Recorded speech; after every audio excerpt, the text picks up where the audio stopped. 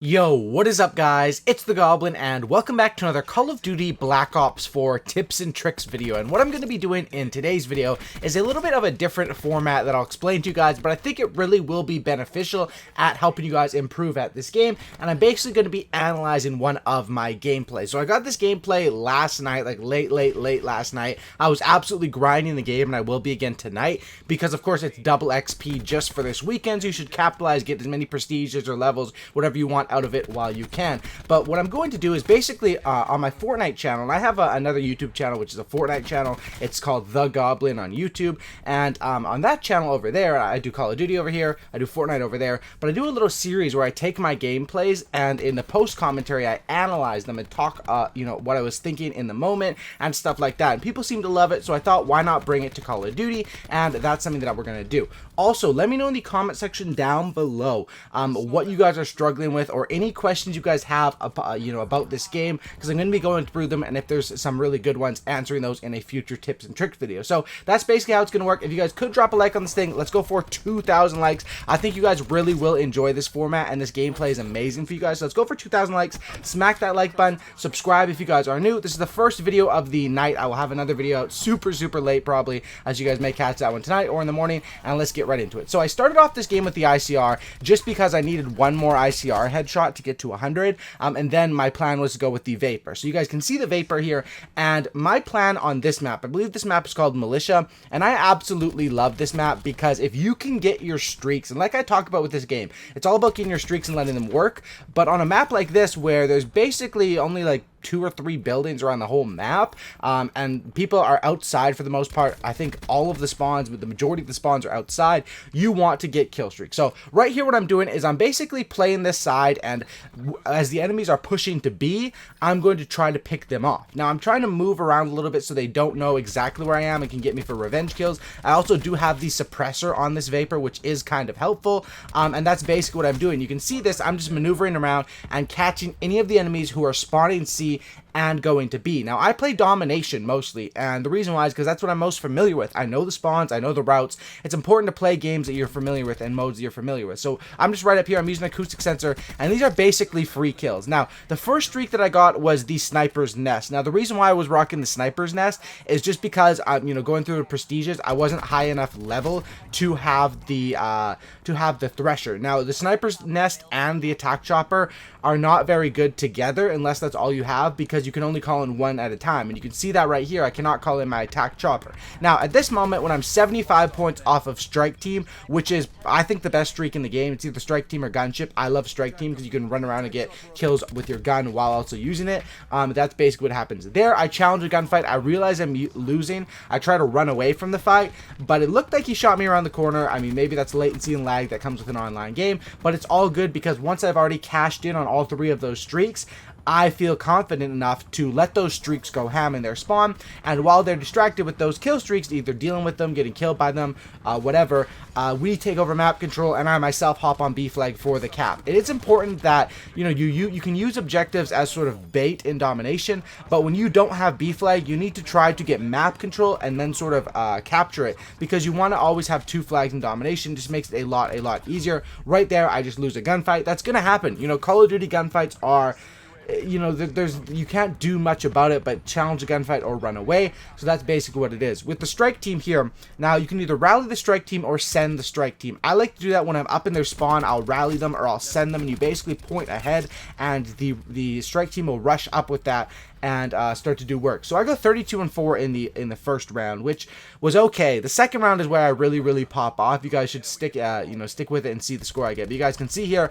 this is the play that helped me get the streaks. Getting those 2 kills plus on the objective, plus while having my assault pack, is just absolutely amazing and allowed me to get those streaks, which did the majority of the kills. Now mindset going into the second half is I had a good first half. I'm gonna pop my ultimate ability here, which will get everyone up to 200 health plus get me 100 points. I run run over C flag because there's actually assists on capturing home flag. You can see there, I still get the 50 points. You don't have to stand on it the entire way as long as someone else is there to stand on it. And I rotate once again. You see how on the other side, how I was playing that church sort of area and getting them running to B. Over here, I'm playing the sort of cottage, I guess you could say, area and getting them pushing to B. It's the same strategy. It's just executed on a different side of the map, on a different side. So right here, I'm about 4 kills, 3 kills, 2 kills. I absolutely melted those guys. The Vapor is overpowered. This gun and the ICR are amazing. But I'm about 2 kills off of my streaks. And at this point, you just should go into full camper mode. 1 kill off. You might as well just, you can see I'm posted up. I'm not moving this cottage. This isn't usually how I play,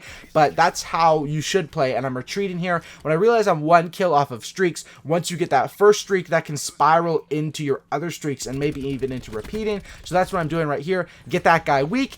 And there's no need to chase gunfights in this game once you have them weak if your teammates are there, because how EKIAs work, it's all the same. Basically, sure, you don't get the official kill, but the EKIA, as far as gameplay terms, is basically the equivalent. So right here, I'm basically 100 points off of getting my next chopper as well. I think I'm 150 maybe. So I'm playing it safe. Also, I want to make sure that I don't choke this streak. And once you get that first streak to that third streak, you see earlier when I was using the ICR, I died when I got the attack heli because a guy was shooting at me that I didn't see. But basically, you want to play it smart. And you can see here, I'm not moving in at all. I'm basically playing it slow. I call in the strike team, and I immediately back up because they're going to chase. People chase in Call of Duty. I take my time with these gunfights, and you can see that this is the strategy that works in this game. This game is so fast-paced, okay? It's 5v5. They're still all spawning there. I don't have to be right on A flag right here to be... I mean, I'm rushing right now. You can see this. I have them controlled in their spawn. I'm getting mad kills. And the range this gun has with a silencer on it is just insane as well. I call in the TAC 5. And now my mission is I'm trying to lap the streaks. Once you get to like 4 or 5 off of the next set, it's like, okay, I'm 1 kill off. I'm going to send my strike team into the spawn here. I need to lap these streaks. And at this point, I'm kind of worried. There is someone, pulling up behind me. Luckily, my team was able to get that. And at this point, I'm just like, you know what? Let's rinse and repeat. I run away and I call in the sniper nest, and I'm going to basically just wait for the sniper's nest, for my strike team, for any of my streaks to get me that next kill. There's no reason for me to run out here. I'm basically just camping and on a TikTok waiting game right now for that next streak. There it is. It comes in. It's the attack heli. I cannot call it in. Now I'm still on a little bit of a waiting game because I need 125 more for the next set of strike teams, which I think is the major key. The strike team is the key to getting a lot of kills and to getting a super, super good gameplay. I'm not sure if I get a nuclear in this. No, I don't think I get a nuclear in this gameplay, but I do get a lot of kills and big streaks with these streaks. So there I actually do die once I did lap those streaks up though. So that was a little bit unfortunate, I guess you could say. But once again, the fact that you can see when I'm taking the L's when I'm dying, it's usually after cashing in on those streaks. And then the next life is simple because those streaks will be distracting them all. I mean, it's hard to play normal to get objectives when you have the strike team on you, when you have a helicopters and then a sniper's nest coming in. And right here at this point, we could obviously take B if we wanted to because the streaks are just doing so much work. But because of how many points ahead we are, it's not really a priority because if you do quick maths, we're going to win either way as long as we hold that one flag. But I'm still patrolling around B, and at this point, you got to make sure you don't lose that last flag. Well, I'm also trying to capitalize on more and more kills. It looks like we're getting some sort of a spawn flip here. I'm running in. You can see I'm sort of bait and switching with the strike team, and I'm just patrolling their spawns, not being able to find too many of them, but then they do catch that spawn. And once they catch a spawn, you can see me rallying the strike team there. They stay. The spawns in this game are probably tighter spawns than any other Call of Duty, and when you send your strike team, which is basically like a godlike player, into the spawn, you can see they do the work for you, and you can see I'm getting awards and stuff like that.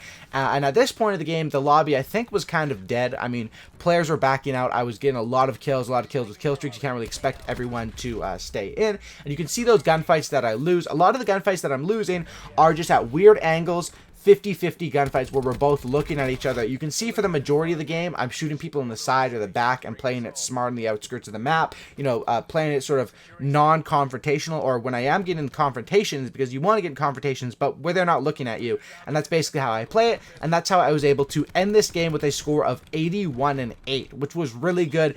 If I had started off the game with the Vapor and cashed in on, maybe 1 or 2 more sets of streaks at that start, this could have been 100+ gameplay, and I do think that 100 pluses are going to be I don't know if I could say common, but they're definitely achievable, which is insane for a 5v5 game. You know, when I heard it was 5v5, that was pretty disappointing, because I loved Ground War, I loved 6v6, but 5v5 just seemed a little bit weird. But with these tight spawns and these small to medium-sized maps, it does work out. This map is great, and hopefully these tips, you know, me analyzing this gameplay, you can see how I play it, how I catch them on the run, shoot them in the side or the back, get up those kill streaks, and kill streaks on Militia will do absolute wonders. This is one of my favorite maps in the game. This might be my favorite new map. I obviously like Slums, Firing Range, Summit, but as far as a new map, I think this one's probably my favorite new map. I really do like this map, and it just has cool vibes to it overall, with the cabin, the cottage, and the spawns are really, really, you know, awesome if you're on the good side of them. 81 to 8. Thanks for watching, guys. Let me know in the comment section down below any questions you guys have or things you want me to address in a future tip video, and let me know if you guys did enjoy this style, sort of going into my mindset and analyzing what I was thinking. Drop a like, subscribe, and I'll see you guys in the next one. I'm out. Peace.